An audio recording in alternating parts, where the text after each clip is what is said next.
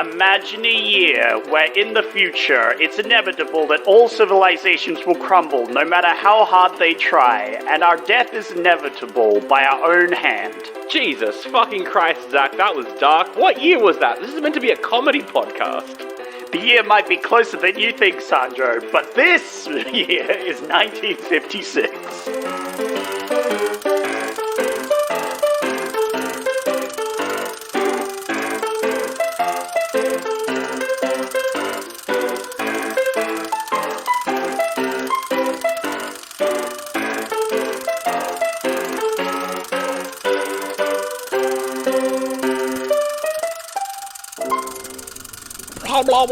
Welcome to... Sorry, I forgot to put on my talking underwater helmet.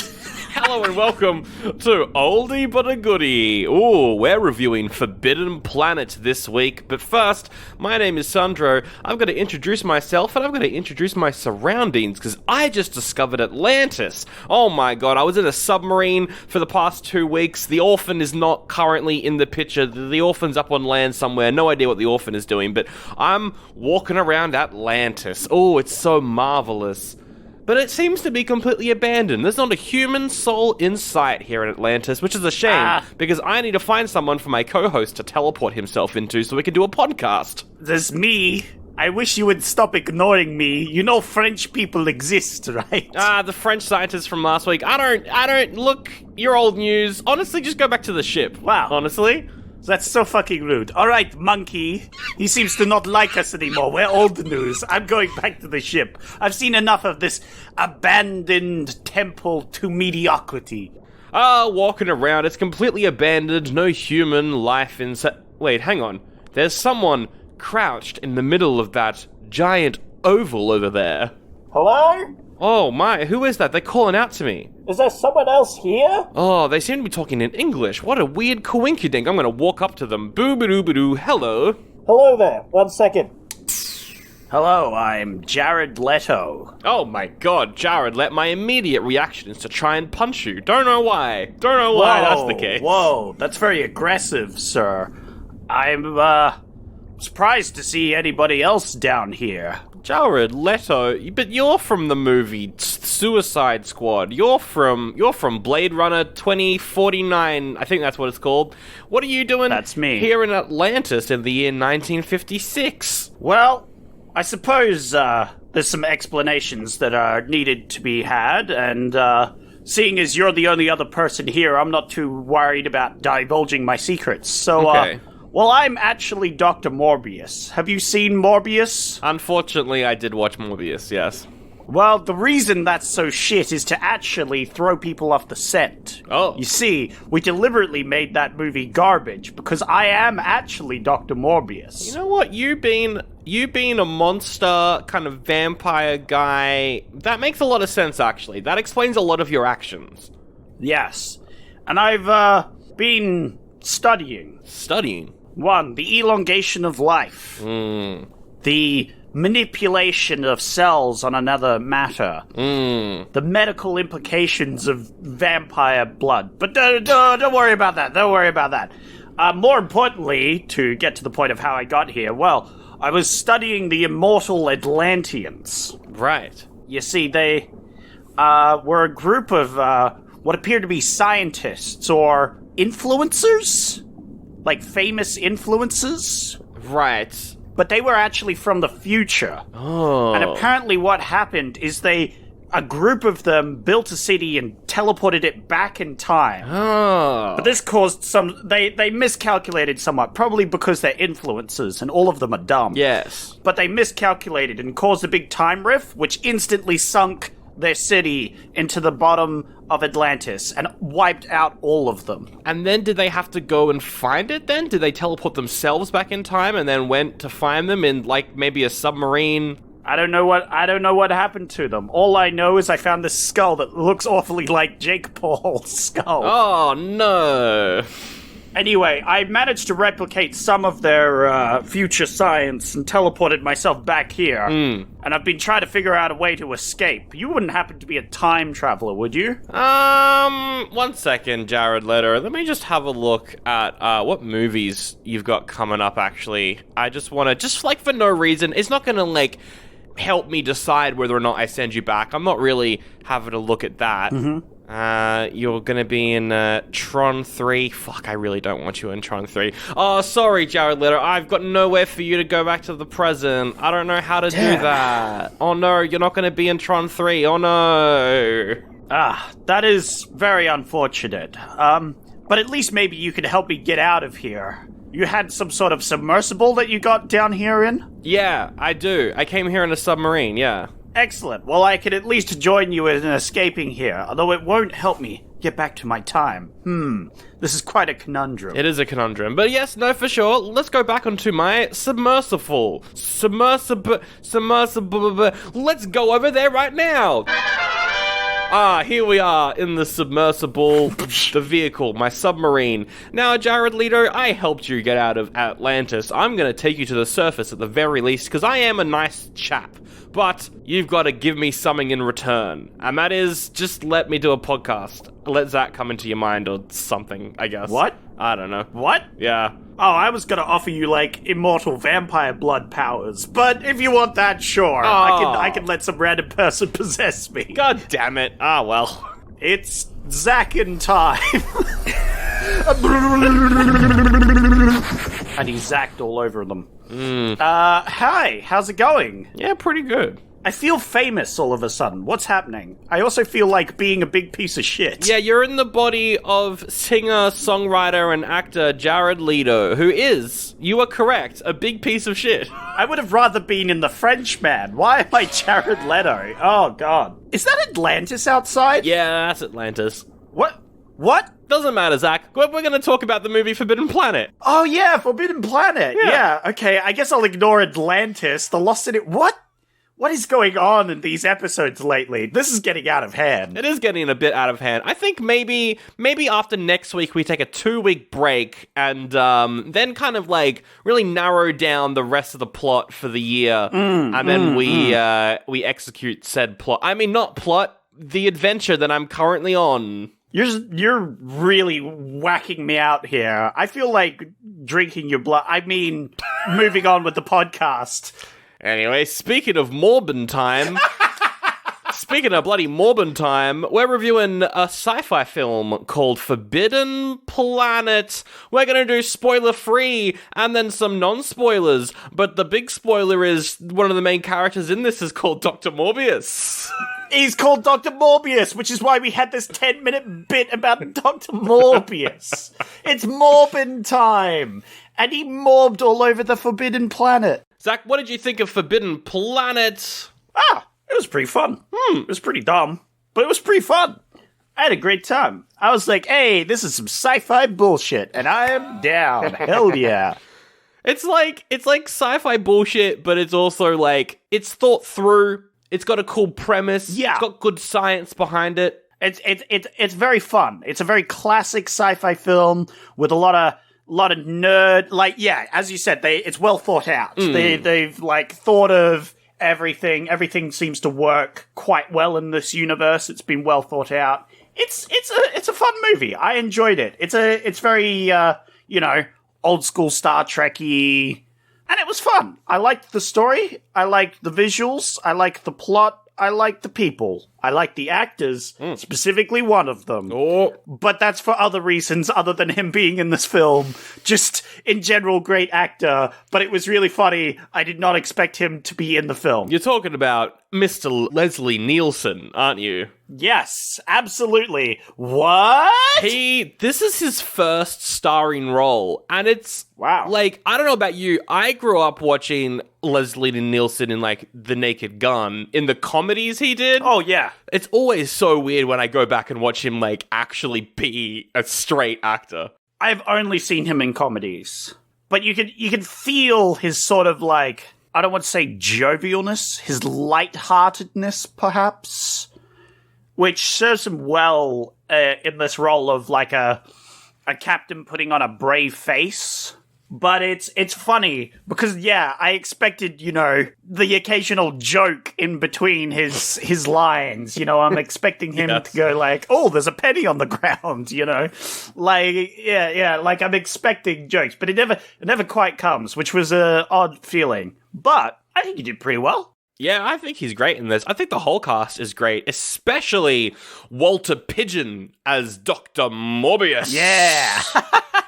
God, he's so good. He's so good in this. Holy shit. He was very Captain Nemo-y. I was thinking that the entire time. I was like, Zach's going to bring up Captain Nemo pretty early on in this episode, I reckon. Well, absolutely. And if you watch that after we watched it, or before we watched it, or during we watching it, that was a good movie. And Captain Nemo was my favorite character. And so I have to say, maybe this time it is in fact morbing time. No, it's really good. His performance is great. I don't think he's as good as Captain Nemo in 20,000 Leagues. No. But that's also just because in 20,000 Leagues, he's kind of like the anti-hero. Dr. Morbius in this, he's just a guy. Yeah. He's not really an anti-hero or anything. He's no hero. He's no villain. He's just like... He's one of the main characters. He's a plot point more than anything. Yes. I really liked Anne Francis as well as his daughter Altair. Granted, she gets nothing to do, but she's very good. What do you mean? She's got plenty to do, if you know what I'm saying. She's got a lot of options for doing, if you know what I'm saying. I'm saying she's the one female in this movie, the only female in this movie. Yes. Full of men in this movie, and they literally are constantly like, I've got a ship full of horny fucking men, and they want to fuck your daughter, Mr. Morbius. Better look out. They gotta fuck her. And it's like, oh no. It's a classic thing that we saw. I mean, like, we even saw it in Hornblower, like, a month or two ago. Like, that was a classic thing of a bunch of men on a ship. Star Trek and sci-fis of this kind pretty much are just Hornblower, but in space. That's pretty much what they were. So that's what we get again, and it's got all the cliches. The sexual assault is rampant. Yes. But I feel like that's the only part that doesn't hold up well, and it is only really like 20-ish minutes of time. It's a long scene. It's a long bunch of scenes, but yeah. Definitely the bit that I liked the least was the whole like kissing scene. Spoiler, there's some kissing. Where they're like, oh, we're Earthmen, we're gonna show you how to bloody kiss. Yeah. Let's go. And I like how that just fails. Spoiler. It's just like, she's like, I don't get it. This was shit. You guys suck at kissing. Which was funny. I do feel like this kind of is just a long episode of Star Trek. I feel like saying that, though, kind of shits on the movie a little bit, where I'm like, this could have just been an episode of Star Trek. And I'm like, no, if this was an episode of original Star Trek, this would have been in the top 5 episodes of original Star Trek. Okay. Because the plot here is really good. I really enjoyed it. Yeah. Obviously, no spoilers, but I liked the twist. I like, Oh yeah, because it was confusing me. I'm like, how are they going to explain it? But then they do, and I'm like, oh, this is pretty good actually. I like the whole plot. I was expecting, mostly because of the poster, a different sort of outcome. Yeah, the poster of this is the robot holding the woman. She's barely clothed. It's a classic, like, Flash Gordon sort of poster. Yeah. You know? I guess that's what they were going for. So I thought it was going to be more robot-centric. But a little spoiler there. It's not as robot-centric. The robot's an important character, and I like the robot. I love Robby the Robot. What an absolute bamf. Yeah, we'll get into it when we get into spoilers, but I think the robot's really good, and an interesting point that I wanted to talk about. I really liked the robot, and the robot kind of leads into a whole bunch of fun facts about Forbidden Planet. Ooh. Because this movie was the first to do so many things. Oh, wow. This was the first film to do a bunch of things. So first of all, this is the first in-color, big-budget sci-fi movie. This is the first one. Oh, yeah? All the ones before this, low budget, black and white, no one cared. This one, it cost about $2 million. It had some money behind it. It was in color. It was a big studio. It was like MGM. This is, like massive. Like really, really big, which is cool. That's really interesting that this was like really big thing, and it's Leslie Nielsen's first role. And that's interesting that this is the first big sci-fi production, and it was his first role as a lead, and all these things. That's really interesting. Yeah, I mean, this is probably the most important science fiction movie of all time, because... Wow. That is big claims there, Sandro. Well, let me go through some other firsts. This is the first sci-fi movie to ever depict humans traveling faster than light. Ah, there you go. Interesting. And it had that's a spoiler. But yeah, no, that's very interesting. This is also the first movie to ever be set entirely on a different planet. Oh, Yeah. there you go. I mean, it does like to reference Earth a lot, but yes, you are correct. It only takes place on a planet. Robby the Robot was the first film robot to ever be not just a tin can with legs. It's the first properly designed robot ever on screen, which, again, really impressive. That's interesting, because, yeah, I was wondering about the design of the robot itself. By not a tin can, what exactly do you mean? Because it's still a robot. It's still made of metal, like, sort of things. I feel like robots before this were like, it was just like a guy in like a box. You know what I mean? They were very square. Yeah, whereas with this one, you've got all the intricate pieces moving. I love his head. His head's definitely the most iconic bit. Like, the rest of him's just like a weird scuba suit. But, like, the head is very interesting and makes him look unique and cool. Where it's got, like, all this circuitry, almost a weird sort of face going on with, like, bits and bobs. It's pretty cool. Robby the Robot, also the first robot to ever have a distinct personality in a movie. Plus, there's a direct reference in Star Wars to Robby the Robot where C-3PO is like, I speak all this many languages and blah, blah, blah, blah, blah, blah, which they do in this movie as well. So I was like, that's nice. There you go. That's where that's from. That's awesome. And one other thing, outside of how influential this movie was to science fiction, this movie was also pretty influential in the music side of things, because this is the first ever movie to have a score entirely made up of electronic music. Wow. Oh, that's cool. That I like. Because, yeah, I'm a big fan of that electronic music. I'm a big fan of those zips and zobs, as it were, you know?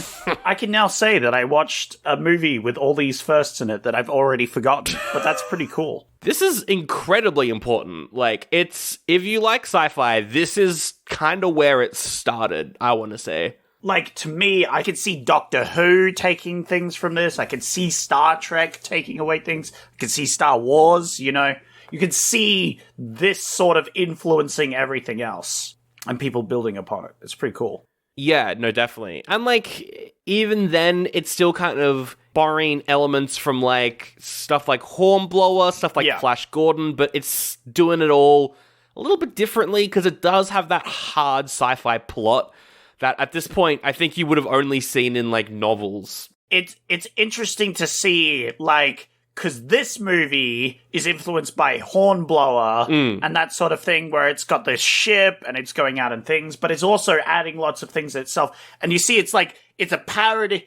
You can see the creative process of movies, whereas this movie is a parody of this movie, which is a parody of this movie, which, like, Hornblower was probably influenced by a lot of the naval movies at the time around then. And it's like, this movie influenced by that. And it's like the evolution. And now we have sci-fi today. And it's like, how does this relate to Hornblower? It's like, but it does. It's got the chain. It's got the chain leading back to that sort of charismatic captain. And yeah. We still have sci-fi today, which is all about charismatic captains. That's all that Star Trek Strange New World is about, the new Star Trek show. That's all it is. And also, there's like a musical episode. I haven't seen season 2 yet, but there's a musical episode in it for some reason. That's Pog. I need to watch it. That's good. It's really good. But yeah, like this, yeah, it's a damn big movie. I'll tell you that much. There's a very important piece of movie right here. And I'm glad that we both thought it was pretty good, aside from all the sexual assault. Oh, absolutely. Besides all the things terrible with it, it's a great movie. Yes. We should probably get into spoilers. We should get into spoilers. Oh, and one other quick fun fact I had to mention was this is directed by Fred M. Wilcox, who also directed Lassie Come Home. Just a fun fact. No! Fun fact. No! Can't escape Lassie. Good lord. That's funny. This movie was banned in Spain because of all the miniskirts that Anne Francis was wearing. Yeah, no, that's fair. That's fair. Look, I'm not saying they heavily sexualized the one female character in the film, but boy, did they. There's a bunch of, like, references to this in, like, Firefly, Mass Effect, especially. Oh, really? Doctor Who, obviously. Star Trek, obviously. Even Discworld has a Forbidden Planet reference in one of the books. I would expect Discworld references to this would suit it quite well, I think. But people also consider, and I want to get your thoughts on this, people also consider this to be a loose adaptation to William Shakespeare's The Tempest, which I don't see that. Yeah, because it is sort of a tragedy. Yeah. But, like, I'd say it's more influenced by it, not an adaptation. No. If it had been a bit more tragic, you know, the ending would have been a bit more tragic, then I think I could see it. But, not tragic enough for my Shakespeare. Not tragic enough. Not tragic enough for me. Not enough sadness and feeling depressed at the end. So, I'm gonna say no for that one. You're gonna say that's a no for that one. I didn't feel bored to tears and want to leave school and go out and play after recess. So, you know. That's true. Not Shakespeare-y enough. Shakespeare, you're at a point where your Shakespeare experience is purely, I was bored in school. That's what Shakespeare is to me. That's all of Shakespeare. I'm going to say all of it, and there's nothing good about any Shakespeare ever. Oh, I know for a fact that this is not your opinion at all, but I will continue to go with it because it is very funny. Damn it, I can't fool you. I went and saw Shakespeare Aliens, and I thoroughly enjoyed that. Damn it. I was going to say more how, like, you are a big fan of a lot of Shakespeare plays, but I mean, that's all. Look, I like a good tragic tragedy, you know? Where everyone just fucking dies. Yeah. It's a good time. Not for them. Or people viewing. Or young kids doing tests on Shakespeare. What? It's not a good time. Oh, you mean, yeah, the school thing. You brought it back. You brought it back around. That's what you're doing there. Gotcha. Yeah, you see, it's actually a joke, Sandro. It's all humor, actually. Yeah. Right, gotcha. I know I may seem very unfunny, but I'm trying to make jokes here. I see what you're doing. Oh, there's also some animation in this movie. Fun fact. Yeah. The animation is by Joshua Meador, who worked on Snow White, Pinocchio, Fantasia, all the classic Disney stuff. There's some good special effects in this movie. It's pretty solid, yeah. Let's rate it and then go into spoilers, I reckon. I'm gonna give it a goodie. Yeah. So it's pretty banger. I mean, again, apart from the sexualization, because it's the only woman in the whole fucking film, so of course everyone has to be super fucking horny over her for no fucking reason, and it just really drags everything down. God damn it. Just keep it in your pants, you fucking lunatics. But good movie. Good movie. I enjoyed it a lot. Yeah, that shit's pretty bad. I liked especially when Leslie Nielsen was like, oh, your bloody clothing, you're distracting my men, bloody cover yourself, or if you don't cover yourself... I can see your ankles! Yeah, if you don't cover yourself, I'm not responsible to what happens to you. I'm like, Jesus Christ. Yikes, alert. I don't like this, actually. Abort. Set phases to incel. Aside from that, I agree with you. This is quite good. I really enjoyed this. I'm giving it a goodie as well. Yeah, it was really fun. When the movie isn't being dumb and pervy, it's a great film. 2 goodies. 4, Forbidden Planet. Don't go to that planet. Don't go to it. Don't do it. Don't do it. Unless you ask nicely, and then we'll allow you to go to it. Yeah. But be warned, we won't take any responsibility for what happens. Exactly. Well, howdy there. It's me, Sally McSteller, and I've got a new ad from Sanjo and Zach. A few months ago, the boys did 2 episodes on the Cat People movies, and now on Patreon, they've got a brand new one on the 80s remake. Now, when I heard that they were doing the 3rd part of the Cat People series on Patreon, I said, that's a bit scummy, boys. And they were like, we know, but capitalism. So I was like, well, you better give the listeners a clip so that they have a reason to go subscribe to Patreon, and here it is. It does everything that I wanted from a remake of the first one, because I like the original as well. It does everything better in that first one is like, if I kiss someone, I might turn into a panther. In this one, it's like, if I have a sex scene, then it'll turn into a panther. And I was like, cool, you escalate it, you add like the cheesy 80s sort of shit to it. It's a little bit raunchy, but also not at all, because it's this movie's kind of anti-horny. If you get horny watching this movie, there's something wrong with you. Yeah, it is a bit like a video, an anti-horny video. It's like, if you get horny, you're gonna turn into a panther and eat somebody.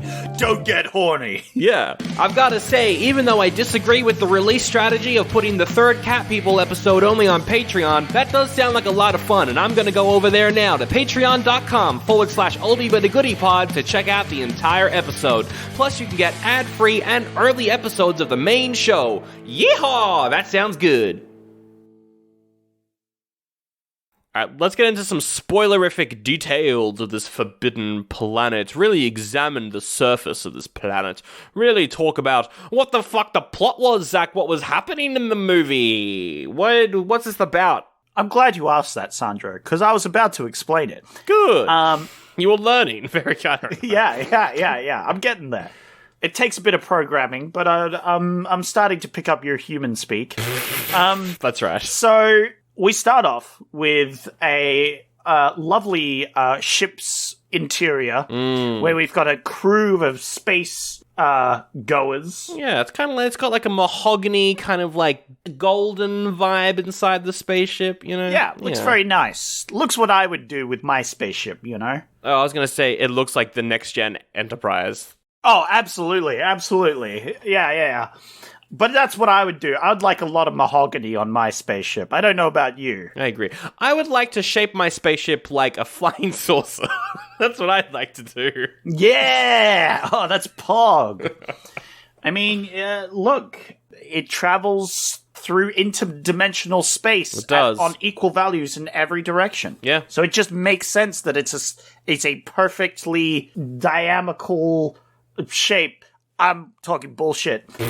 So the captain's like, "Hey, we're about to arrive at a planet. Everybody take a big nap." And I like we get a bit of like cryogenic traversing through light speed. Yeah. Because that's been covered in a few different stories. I like how the visuals for that as well were basically just the transport pads from Star Trek as well. It's like, yes, it was the transporter pads where like you beam onto a planet, except it was for cryo sleep. I was like, well, that's really interesting. Yeah. You can see a bit of influence here and there for modern sci-fi things, but yeah, they all go into a cryogenic sleep, and then they travel light speed to the Forbidden Planet, quotation marks. Altair 4 is the name of this planet. Good old Altair 4. We also get the name of their ship. It is C-57D, which is kind of a boring ship name. CD's nuts. Yeah. But it's like, they clearly part of like some government, like not Navy, not Air Force, Space Force. It says in the movie that they're a part of the United Planets. Yeah. I guess it's basically like a Starfleet sort of scenario. Yeah, exactly. Absolutely. And they're essentially the military of the operation, because they're all sort of, soldiery-esque. They got weapons. They're very official, very formal. They got their commander and all that. Yeah, we got Leslie Nielsen as Commander John J. Adams. And then we've also got Lieutenant Doc Ostro, and then a bunch of others. Don't forget the cook. Yeah, the cook is... what an iconic character. Incredible. I love the cook. He's so funny. if you think about it Star Trek-wise, instead of them being like an exploring ship, they are literally like a security ship. Yeah. For the Starfleet. Yeah, and they're sent to this planet because some scientists have been uncontactable for about 20 years, basically. That's why they go in there. Yeah, they're like, it's strange. We haven't heard anything back from these people. We're going to check it out. So they light speed it over. That's my impression of Lightspeed. That's exactly how it sounded in the film. That's impressive, Sandro. That's true. Thank you. Yeah. Wow, you must have practiced that. So they get to the planet and they immediately get scanned. And they're like, oh, someone's here. And they hear what we know as Dr. Morbius on the line. He says, it's Morbin time. I'm gonna morb your ship if you don't tell me who you are. And they're like, oh, we don't want to get morbed. So they're like, oh, it's us, Morbius. And he's like, us? I don't know who us is. You're gonna need to explain. Oh, he's like, oh no, we're part of Starfleet. Yeah. They tell him their ship, CD's nuts. Yeah. And he's like, bloody leave, you dumb, you're so dumb, you gotta leave, get out of here. Yeah. Get out of here. He acts very sus. And they're like, we're gonna land anyway. And then he's like, oh, well, in that case, come aboard. But, just be warned, I won't be responsible for all your deaths that are going to happen. Exactly. And I was like, whoa, all right, this is starting off strong. So Morbius, he's there, he's got his house, a very nice looking house. The sets for everything on the planet, especially the electronics and like how the planet runs, all that, it just looks incredible throughout the entire movie. Absolutely. I like robot friend that we introduced to. Yes, good old Robby. He comes and greets them, and they're like, what is this thing? We have space travel, but robots? That's a bit out there. Now, Robby the Robot, he's actually, like, this isn't his only movie. Oh. He's in a bunch of movies. What? He's in a sci-fi film called The Invisible Boy, where there's just a robot who is Robby the Robot, is also in the movie. He shows up in, like, Twilight Zone a bunch of times, because Twilight Zone reused all the props from previous MGM stuff, so, like, he's in that. He's in... Oh, that's cool. He's in Gremlins. What? He's in the background of Gremlins as well, yeah. Oh, right, yeah. Background, that makes sense. It's just kind of funny how they were like, we need to find a way to make money off of this thing. And so they were like, we'll put Robby the Robot in everything. Toys, everything, Robby the Robot. That's funny that he's like in all these things because that connects all the universes. Oh, true. What does that mean? Is Robby the Robot a time traveler or an inter-universal traveler? What's your thoughts? Well, was Robby the Robot left on the planet at the end of the movie? I can't remember, actually. I feel like he was. So maybe the events at the end of the movie caused Robby the Robot to be sent through time and space. Whoa! That'd be cool. Anyway, Dr. Morbius is like, I'm morbin sad. I'm morbin sad, actually. Let me tell you the tragic backstory of this planet. We arrived, and we were like, this is a planet. There are a bunch of people, and we were like, look at this planet. There ain't no one on this planet. We're gonna leave the planet. But then when we decided to leave the planet, an invisible force tore everyone but me and my wife limb from limb. It's like, whoa, that's a bit dark. And he's like, yeah, but don't worry about it. You can leave and not report this. Yeah. And we're like, well, you know that's not how this is gonna play out. Like, immediately it's, like... everyone's dead, and he has no explanation for it. Yeah. I'm like, that's the sussest shit I've ever heard. It's pretty sus, but he is Dr. Morbius, and Dr. Morbius is the most sus man there can possibly be. He's so sus that he's not sus. Yeah. He's also got a daughter, and as soon as she shows up, all the men are like, "Wooga, boing, let's go." Yeah. That's a shame. That's the one thing that wasn't in this film that I really wish was in them. More like cartoon Nickelodeon sound effects. Boing, boing, boing, boing, skolong. Exactly. Them going, awooga. Awooga. No, 100%. I will say, she's like... they were on the planet for 20 years, so she's probably like 19, 20. I will give the movie props for not having her be 17. That's a low hurdle it managed to jump over, I would say. I'm going to say that's a low hurdle. So immediately there's several things that I was expecting, and I'm going to throw them out here as like theories, midway theories. One, robot goes crazy. Yep.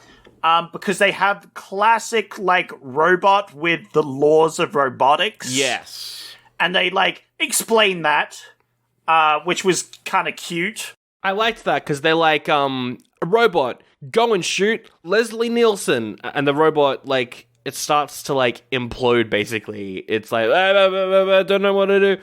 And that effect was incredible. Yeah. Because it's having a conundrum, because it has to follow its main directives of following orders, but also not harming other humans. So you can see it's sort of like, it's not dangerous. And throughout the film, it's proven that it works. It just follows its prime directive and is helpful. I was expecting evil robot, and the movie kind of leads you on to that sort of thing. It's like, maybe. Wow, look at how strong this robot is. Yes. Look at how dangerous this robot is. Ooh. Oh, but we get a bunch of quotes, Zach, about the robot. First of all, they're like, but Robby the Robot, are you a man or a female? And Robby the Robot's like, I'm a robot. The fuck you asking me? Yeah. Which is kind of funny. But they also show that Robby the Robot can make synthetic food, can like analyze different sorts of food and then recreate that, which, you know, that is something that we saw in Star Trek just a decade after this. But one of the men sees that Robby the Robot can do this and is like, oh my, it's a housewife's dream. And Zach, I've got a couple things to bring up here. So, first of all, this is meant to be so far in the future, right? Incredibly far in the future. Yet, there's still housewives? I'm like, it's that far in the future, but we're still in 1950s society. Very interesting. Yeah. Also, one thing that was very interesting was how often they reference God in this, which, if you compare it to Star Trek, never mentioned at all. Interesting. And I found that very interesting. I was like, okay, I don't know. I think with Star Trek, Gene Roddenberry was very much like, we got to remove all the humans. They like each other. There's no religion. There's nothing. It's just science, and all the humans get along. Yeah. And it's interesting to see, because that kind of became the basis for like a futuristic utopia. So it's interesting to see a sci-fi made before that became the regular. So going back to my theories again. Yeah. I have a few more, but one of them works here, where it's the advanced super aliens were actually humans. Classic. Because they say in the movie that they were once on Earth, and they brought back all these species. Because there's lions, tigers, and bears running around this planet. Yeah, exactly. Well, we only see the tigers and some deer. Yeah, that's but true. I'm sure there's the other ones as well. Yes. But it's funny because my theory is that obviously we had advanced humans. Yes. And they were on Earth at one point, but maybe Earth wasn't their original planet, and just some of them stayed. And then they went off and disappeared. But they were so advanced, Dr. Morbius doesn't realize that they were humans, obviously. Yeah. Well, yeah, but then a bit later on when he's showing the commander all of the machinery and stuff that the Krell have, that's their name, the Krell, he's like, but this was built for someone with a larger skull, a really big skull, an alien skull. Yeah. Well, I'm just saying, maybe there's a bit of genetic engineering going on. Maybe humans were evolving themselves. And it's like they were an advanced civilization of humanoids that their bodies withered a bit, but their brains grew massively and they were super intelligent. You know, that sort of thing. And Earth was a colony of them, but it went bad. And then they restarted civilization, but they got pretty advanced pretty quickly, and thus you have space travel, but also housewives. You know what? I like this theory. My other one was that he did a classic, his daughter's actually a robot. Were you expecting that? Okay, interesting. Yeah, that was another one of my ones that would have been an interesting twist, was his wife dies, he gets very sad. Yes. Because he's by himself, you know. Oh, and so, like, he creates a daughter, yeah. Yeah, he goes a little cray-cray, creates a daughter, and then, yeah, we discover the daughter, and the daughter's like, I want to live, I want to see the universe. And he's like, no, don't leave me. Yeah. Don't leave me like her. I have to stop you. I've turned evil, you know. I mean, that is pretty much what happens, though. Yeah. That's pretty much what happens, though, because she's bloody kissing all of them, but feeling nothing until she kisses Leslie Nielsen. And then she's like, oh my god, I'm in love with you, actually. Yep. Even though for most of the movie I was like, I don't like that man. But that's the thing, Zach. She doesn't like him because she does like him. Oh. When a woman says no, it actually means yes. Exactly. Wait, no. Oh, no. There was a point in this movie where people were like, wolf whistling at her. I was like, fucking hell, this is bad. Anyway, It's the only part of the movie that hasn't aged well. Yeah, that whole thing where she kisses someone and she's like, I didn't really get anything out of that. I don't know what's happening here. That was the bit where I was like, oh, maybe she's a robot and she doesn't understand kissing because she's not actually human. Yeah. But of course, then the rest of the movie happens and she's like, wait, but I actually like kissing you. And I was like, oh, well, there goes that theory. There goes that theory out the window. But for a brief moment, I was like, oh, maybe robot though? Yeah. Because, I mean, there's already one robot. True. The movie does just kind of, like, go on for a while, though, with not much happening until kind of the halfway point. Well, then we start getting some murders, some attacks. Yeah, about halfway through the movie, we start getting an invisible force murdering people aboard the ship. And we're like, oh, what's happening here? Yes, very odd, very strange. Also, the cook goes and synthesizes 60 gallons of bourbon. I liked that. Which was very funny. That was a great That was part great. of the movie. I liked as well how him doing that kind of let the creature kill as well, because like it kind of got past the force field that they set up. Yeah. Very cool. And yeah, they are getting murdered by an invisible creature. Obviously, the captain's upset. He blames the watch. He's like, you all let a creature in, and then it's revealed later on that it's invisible, and they're like, oh, it's not actually your fault. But for the meantime, they don't know that, so he's like, you idiots, you're all getting punished. Fuck you. That's happening while Dr. Morbius is like, have a look at all this cool shit. They got this thing. You put your mind in this thing. It could fry your mind or it could double your IQ. IQ is not important. That's not a thing that's really, really important at all. But it's the 50s, so I've got 1,000 IQ. I'm so smart. Well, in the future, Sandro, they're actually able to calculate IQ. Oh, it's actual IQ. Gotcha. Yeah, that makes sense. not nowadays IQ, which is mostly pseudoscience. It's kind of bullshit, actually. Yeah. But what's interesting is, so after the murders, they go to the doctor and are like, what the fuck is going on? Yeah. They break into his office, they see some hieroglyphs, and he's like, all right, I'll tell you what's actually going on. So he reveals, like, a tunnel system into, like, an interplanetary city of, like, self-automated supercomputers and other things. And it's like, yeah, so this planet was inhabited by the Krell, a super race of ultra-intelligent beings that all got wiped out in a thing. And I've been studying them. And, when people tried to leave, everyone died. But, yeah, here's a brain machine that can double your brain power, will probably kill you. I'm the only human that survived it, because I'm Dr. Morbius. I'm Dr. Morbin. It's Morbin time. And I was like, hey, computer, it's Morbin time. And the computer did whatever I wanted it to do. I did like, though, how there's, like, a child game that the Krell have that, like, you strap your mind into. That was really fun. That was a good bit of sci-fi. It's like, yes, it's a child's test they got young children to do. I can barely do it, but children their age could do it fully, which in their eyes, I would have been an idiot.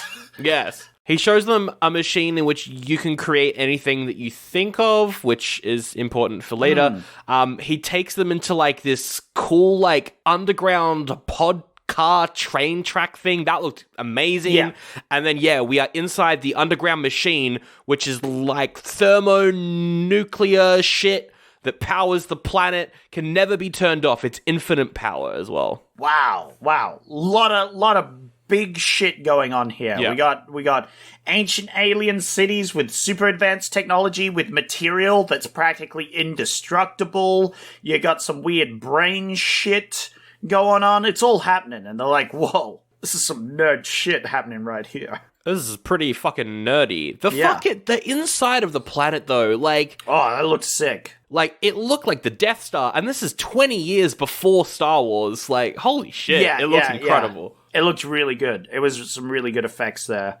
Very cool. And there's still the mystery of why everything's getting killed. Why is there a murder happening? There is that. And then there's also Leslie Nielsen being like, Dr. Morbius, you gotta give humanity this power. And Dr. Morbius is like, haven't you read 20,000 Leagues? Fuck no. Yeah. I've been here for 20 years, and the only book I had was 20,000 Leagues Under the Sea, so I'm gonna follow this to a T. Exactly. It was very Captain Nemo, where he's like, humanity can't use that technology, so because I have the authority here for some reason, I'm going to decide what technology to share with humanity when I discover it. We get a quote here where someone walks up to Robby the Robot and is like, I missed you, Robby the Robot. Where were you? And he's like, sorry, I was giving myself an oil job. I was like, bloody fuck. Oh my god, Robby the Robot. Bit of an oil job. Ooh. Anyway, let's get into the ending of the movie then, I guess. Yeah, so they set up a perimeter fence and some weaponry and stuff with big, like, radar detectors to detect this invisible creature when it comes. They detect it. It attacks, it gets stuck in the electric fence, and they're all firing these phasers at max power. Yet, for some reason, it isn't disintegrating. Oh my god. And while they're firing at it, all the sparks of photons and electricity are beaming around it, and we get to see sort of an outline of this strange creature. Holy fucking shit, it's incredible! This was made in the 50s? Yeah. It's like, yes, it's it's a cartoon, and you can tell that it's a cartoon, and it kind of looks like a Disney animated movie, but it's incredible. It looks amazing. It's this giant creature just bashing into the wall, and it's... Yeah, and it's going... Yeah. And I was like, holy shit. It for a second, it reminded me of the like, tiger's mouth from Aladdin. Very cool. It picks up a guy at one point as well, and the guy just, like he's actually being picked up. Like, you don't see the wires or anything. It looks very good. Yeah. I liked the trained armed soldiers with ranged weapons were actively running up to it so it could pick them up and kill them. That was very funny. That was a very ha ha ha. It's like, oh my god, it's got Jeremy! Ah! And the guy charges in, and it's like, why? Yeah. You have a ranged weapon. If anything, back off. It's just kill the person. Yeah, so there's some very dumb red shirts that just run in and die. That's true. I mean, again, like, it's basically Star Trek. The movie's kind of smart up until this point, and then it gets kind of cheesy and dumb, but then also kind of smart as well at the end. It's like... Yeah, it's pretty much what you expect from Star Trek. It's equal parts smart and dumb at the same time. Absolutely. It's got good moderations of both. Yeah. So, yeah, they fight off the creature. Does it? And then it like, disappears. And they're like, it backed off for now. And they're like, holy shit, we were hitting that with, like, disintegration rays. But the thing was... like, molecularly restructuring itself every second. Yes, it's like, impossible what the fuck to kill. Demon creature is this? Yeah. This is fucking wild. So the commander and the lieutenant go to see Dr. Morbius. He's locked himself away. So the lieutenant is like, well, I'm going to use that IQ thing, try and make myself smarter, see if I can figure this out. Yeah, but of course it ends up killing him, like many of the other people that have used it. But he uses his massive intellect for a few seconds to figure out what was going on. And that the subconscious mind was causing all this. And yes, no, he's like, he's very smart, but they didn't realize one thing. Monsters from the id. Which is an old word for the subconscious. I don't know why he didn't just say subconscious, but... Because it's cool. Monsters from the id is very cool. Monsters from the id, yeah. And then they figure it out. They're like, oh my god, what happened to the previous alien race? Yes. And what's happening now is the subconscious mind. So they have this machine that is able to project, they can use it to project things that their mind constructs. And they were a super advanced alien race. They had no wars. They had none of this stuff. But still subconsciously, deep down, they still had those animalistic intents of murder and revenge and anger and other things. And what happened is, perhaps for the aliens it took them thousands of years, but eventually their subconscious manifested in creatures that murdered them. Whereas us, a primitive human race, it happened pretty fucking fast. It happened pretty instantaneously, actually, yeah. So Dr. Morbius, it turns out, Dr. Morbius's subconscious has been murdering people because all these people, they're like, oh, we want to leave the planet. And he was like, well, I don't want to leave the planet. I disagree with you, but I'll go along with you, of course. I am outvoted here. But subconsciously, he's like, God, I wish a giant invisible monster would kill all these fuckers. And then a giant invisible monster came along and killed all the fuckers. Yeah. And now the giant invisible monster is coming after them. Oh my god. And Dr. Morbius is like, no, it's not true. It's impossible. Look into your heart, Luke. You know it to be true. He's in denial, and so Morbius and Leslie Nielsen, they do a bit of a classic Star Trek tussle, a bit of a classic Star Trek fistfight, which is just them grabbing each other. Oh, absolutely. That was really fun. There's a great moment when Morbius is like, it's absolutely not a part of my self-conscious. Robby the Robot, shoot the monster. But Robby the Robot can't shoot the monster. Aha. Oh my god. Because it goes against his programming, because the monster's actually is made from his subconscious. It's actually him. Yeah. And it's like, it's funny the robot knew that. Yeah, I don't really know how that works. I think it's a simple case of they just didn't ask the robot. And if they had, the robot would have been like, oh yeah, that's the subconscious of Dr. Morbius. You know what? I think you're right, yeah. Yep. But yeah, they're like, holy shit, it's coming after us now, because subconsciously, and consciously, Dr. Morbius is fighting with the captain. So of course the monster's coming. And then it's also coming after the daughter because the daughter betrays him and is like, I want to leave this planet. Exactly. It also, it breaks through, metal and shit, and it's just, fucking, molten lava just pour. It looks incredible. It's so impressive. And the thing is, the base that they're in is made out of this super metal that can't be destroyed with any weapon they know. But the monster is being powered by this planet with infinite energy. So the monster is just getting more and more energy to deal with literally any problem. So it's literally invincible. It is. The monster is indestructible. It's an indestructible weapon that will eventually kill anything it's meant to.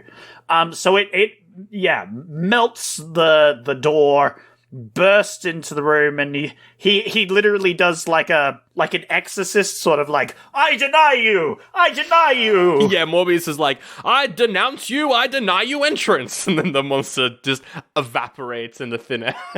Yeah, not without giving good old Morbius a kick in the stomach for his old troubles. Exactly, and that is a kick in the stomach that he will feel until his dying day. Because he's dying right now. Yeah, in the next 5 minutes. Yeah. So, yeah. He decides to just blow up the planet, because of course he does. Why? I don't know. Because he read 20,000 Leagues Under the Sea and the Mysterious Islands. Right. Yeah, of course. I forgot. You gotta blow up the base full of all the secrets, because humanity's not meant to have this technology, I guess.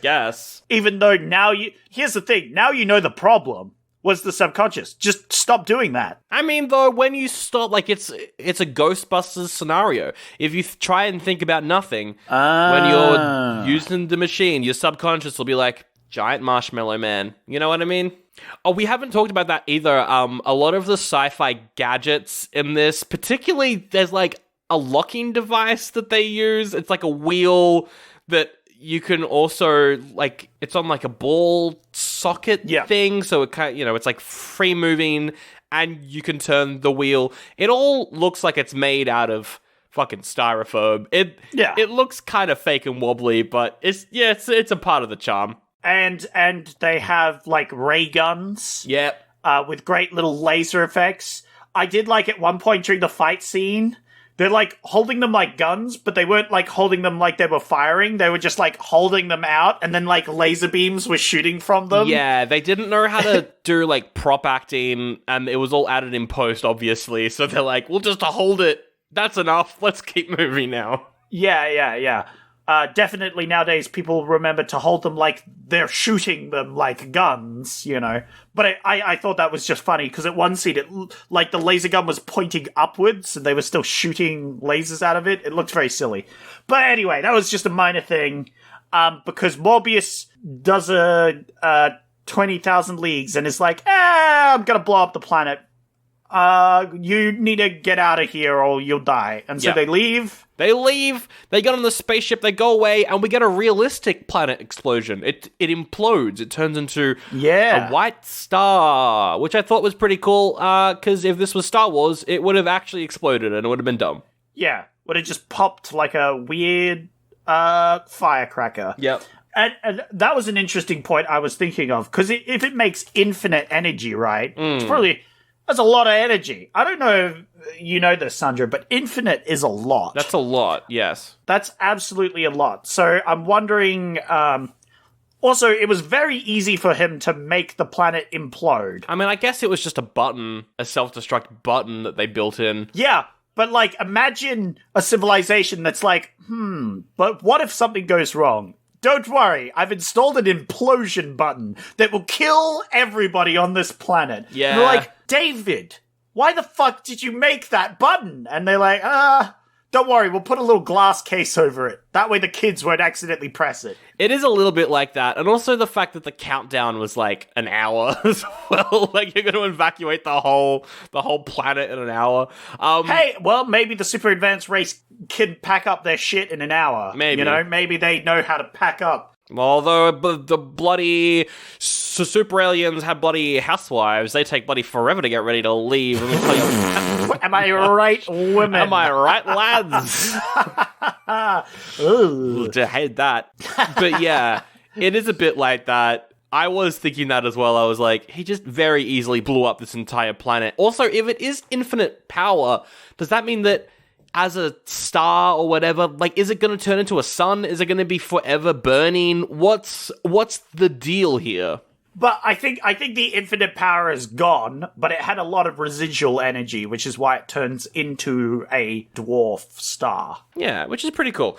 Which makes sense. And then at the end of the movie, Leslie Nielsen is like, humans will get like that in a few million years, but we will know to not do that because of Dr. Morbius. Every time we're like, we could make technology like this, we will remember Morbius, and we'll be like, no, maybe we shouldn't make that movie. I mean, maybe we shouldn't make the technology for that, because we humans are not gods. And that's the end of the movie. Yeah, it's pretty good. Yeah. It's good, like, hard sci-fi that's also a dumb movie, which is what you want. Yeah, it's classic. It's a combination of really smart and really dumb. Yeah. And very fun. Yeah. And so... I think that was a good movie. And it's also only 100 minutes long, so check it out. Yeah, it's good.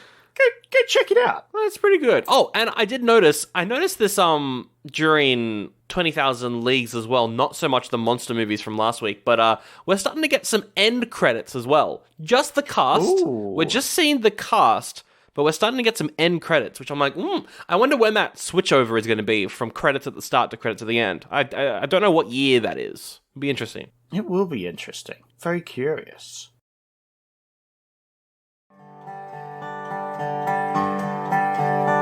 The American West. A place where our character as a nation took shape. Where dreams came true, where ambitions were shattered, and where legends were born. But above all, a place where ordinary people came looking for a new life and ended up doing extraordinary things. No one tells the story of the Old West better than author Rick Steber, and now there's a podcast dedicated to his stories and poems. It's called Writing the West, and in every 15-minute episode, you'll hear the stuff most history books left out, but that we can't afford to forget.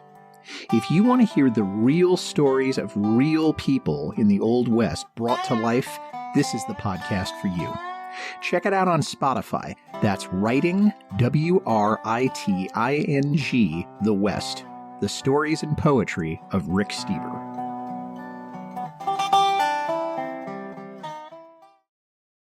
All right, Zach, we're going to come up with our own bloody remake of this movie. And let me tell you what they've thought about remaking this before. They've thought about it. Oh, absolutely. Oh, James Cameron was going to do it, but he didn't. Oh. Yep. All right. I've got nothing else to say there. A guy called J. Michael Straczynski was going to do it. He was involved in the TV show Babylon 5. Ooh. Oh, he bloody wrote World War Z and the first Thor movie. Yeah, he was going to do it. He was going to do a trilogy, Zach. A trilogy of a prequel about the Krell. So obviously that didn't happen, obviously. Ah, that's unfortunate. That does sound kind of good. Although that director, though... I think he was just going to write... Okay. Like, he's done some good stuff. I like his work on a TV show called Sense8. He wrote a bunch of, like, He-Man back in the day as well, which is pretty funny. Oh, okay, that's funny. I don't know. I don't think he was the right choice as well. He was also going to make it incredibly cheesy and, like, retro, which I'm like, I don't think... If we're going to remake this, I reckon we go hard, big budget, fancy... sci-fi. Oh, okay. I'm picturing a Dune. Oh. In fact, I want to get the director of Dune, the new one, to do this version. I'm down. I'm absolutely down. Yeah. That's a great start, because I think we could all agree that I think the latest Dune really captured the gravitas of the books quite well. And so I think he could make the gravitas of this situation quite a bit more impactful. You know, he could really bring the zing. Yeah, no, I agree. Denis Villeneuve is his name. I think he would do a really good job. Hell yeah. All right. Well, we've got him as a director. Zach, let's recast this bad boy. Jared Leto as Morbius. No, we're not doing that. That's funny.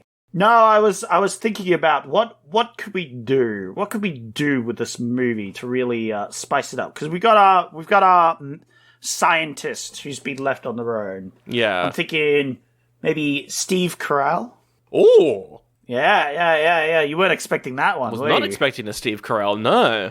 Maybe a Steve Martin. Steve Martin could do it. I was thinking Pierce Brosnan. Yeah. Oh, Yeah. yeah, absolutely. I could absolutely see that. He's got the hair. Yeah. He's got the hair for it. I really like Steve Carell, though. I think that would work really well. Yeah. I wasn't expecting Steve Carell to be on my radar, but then I saw it and I was like, ooh, that could actually be pretty cool. So that's for Dr. Morbius. Yeah, we got Steve Carell for Dr. Morbius. I mean, his daughter as well is a big one. I can't really... Ooh, who's a good pick for his daughter? We could go for, like, an Anya Taylor-Joy. She could work. Yeah, she's good. Could be fun. Who else? You know what could be interesting? You could have Emily Clarke as a possible... Oh, yeah, from Game of Thrones and stuff. She's always good. Yeah, from Game of... Yeah, she's good. I feel like she hasn't really been in anything great since Game of Thrones. No, I mean, she's in Solo, which is not very good. She's in Terminator Genesis, which is not very good. She is in Secret Invasion, which is not very good. Yeah, like, she's had a bad rap, so maybe we can pull her in for something good. Possibly the same with Sophie Turner as well. Same sort of situation. Game of Thrones, big hit. She's a winner, and then she's moved on to getting shit on in every movie. She was in the new X-Men movies as Jean Grey. Yeah, she was Jean Grey. I liked her as Jean Grey. She was great Jean Grey, shitty movies. So bad. So awful. I'm thinking, here's my thoughts. We get both of them, because they need a break. They need something good. You get one of them to play the daughter, and one of them to play, like, the shipmate. I was thinking, like one of them, I think we keep Commander John, but I reckon the lieutenant maybe we change to be one of them. Yeah, the lieutenant we can have, I think the lieutenant Sophie Turner would be a great lieutenant. I was thinking that as well. I mean, she is pretty young, but also I think that's cool. I like that dynamic anyway. So I think Sophie Turner as the lieutenant is a good pick. Absolutely. Speaking of the commander, who do we want as the commander? I do have someone in mind. Jesse Plemons could be fun. He was in an episode of Black Mirror, which is basically just Star Trek. I don't know if I see him as a commander, though. I don't know. I feel like he could do it. I'm a little torn on that one. Yeah, I don't know. I think he's a great actor, and I would love him to be in this, but I don't think he suits the role. Who played Thanos and the guy in Deadpool? Josh Brolin. Yeah, Josh Brolin. He's a very stern actor, you know. There'd be a very stern captain, bit of an older captain. He would be a good captain. I quite like him as a captain, actually. That's a pretty good vibe. Yeah. Because he was good in June as well. Yeah, was he Gurney Halleck or something? He's also in Sicario, which is kind of like a drug enforcement movie directed by the guy who did direct Dune. So that, that works. I'm flipping the script on you. What about Eddie Murphy? No! What about Eddie Murphy as the voice of the robot? Yeah. Oh, absolutely. Get Eddie Murphy as the fucking robot? Fuck yeah. Because I wanted someone to be the voice of the robot, but I was like, who would be good? David Tennant, as we have seen in Ahsoka recently. Oh, I would love David Tennant. He's good. I think Eddie Murphy as the voice would be pretty funny. Eddie Murphy is pretty good as well. I do like the idea we go David Tennant, but we say use your normal accent. What about Matt Smith as the commander? Yeah, I could see it. Like, he's in Morbius he's also someone who needs a break. Like, he hasn't... He's in the Game of Thrones prequel. He's really good in that. He's got, like, strong commander vibes that I think could be really fun. Oh, yeah, absolutely. Oh, Michael Keaton as well. That could be a good one as well. He would be a good Dr. Morbius. Oh, he would be a great Morbius. Oh, fuck.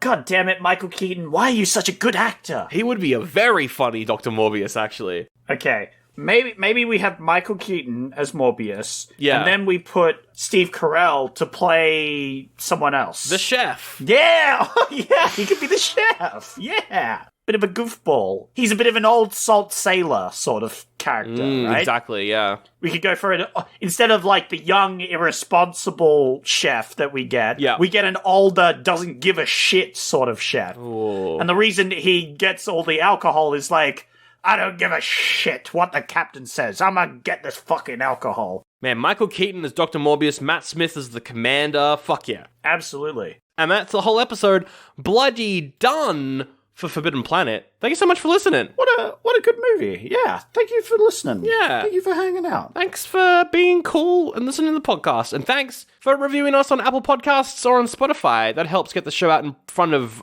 brand new people's ears and noses and eyes, I guess, as well. That as well. If you like listening to this, let us know. Write a comment. Yeah. Tell your friends. Yeah. Do all the things. If you didn't like us, write a comment. Tell your friends. Exactly. Both of those things will still help our algorithmic possibilities.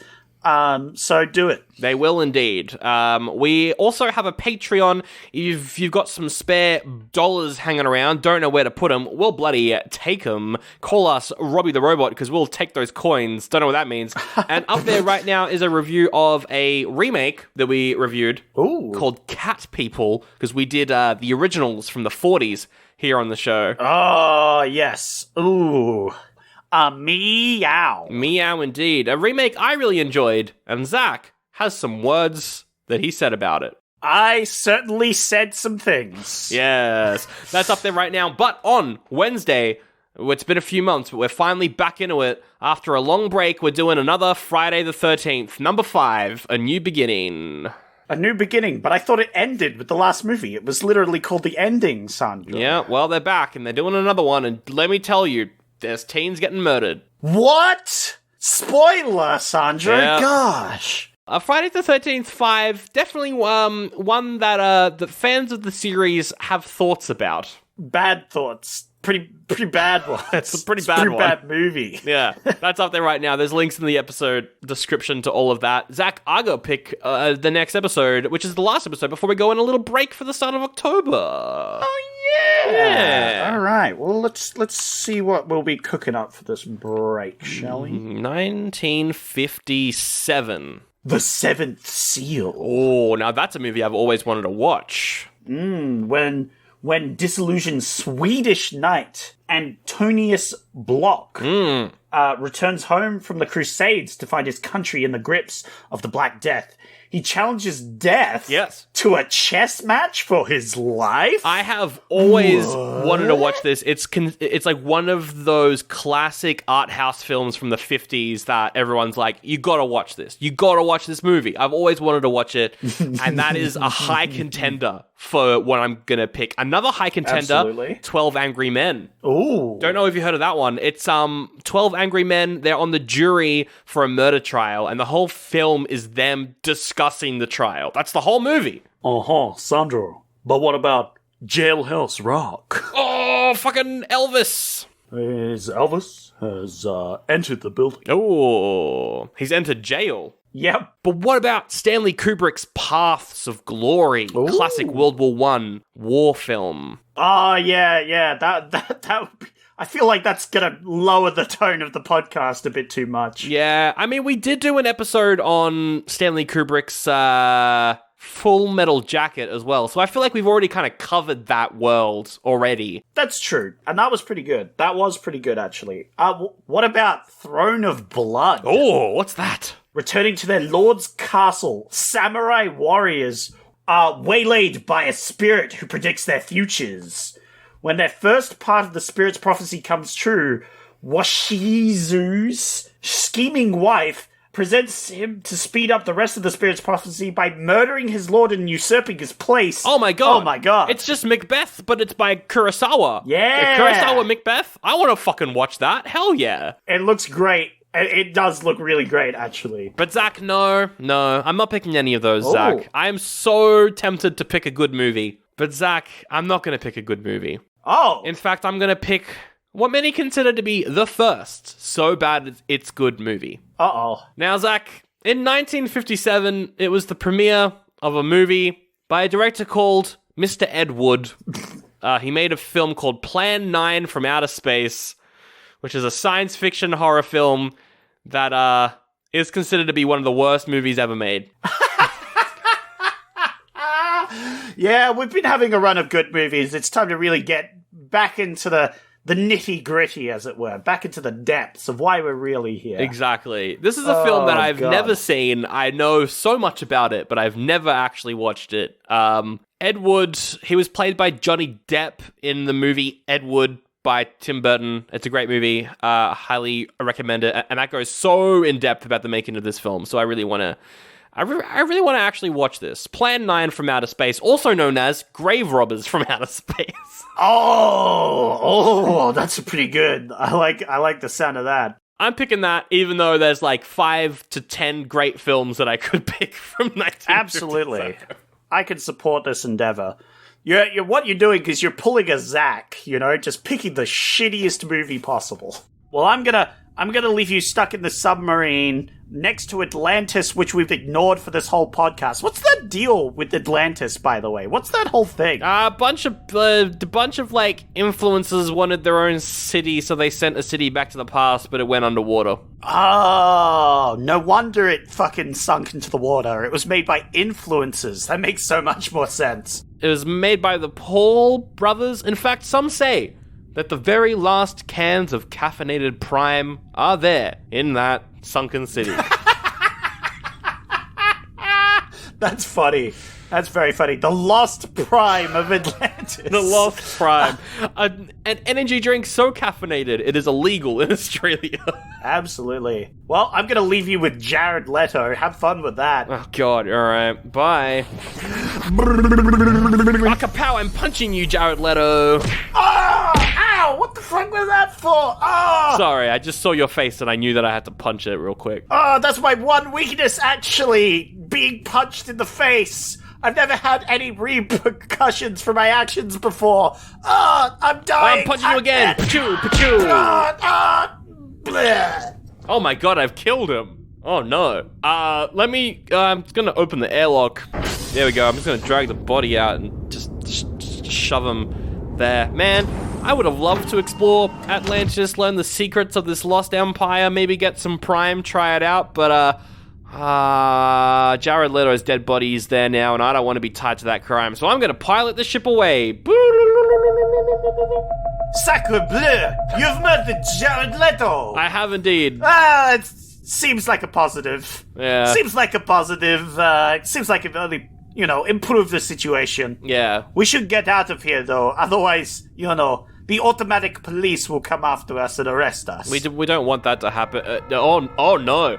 Oh no. What's that sound? It sounds like the siren. A siren that can only belong to the Space and Time Police. Oh my god! Oh my god. That was a plate smashing. I think the monkey's in the kitchen. Oh, One second. God damn it, monkey.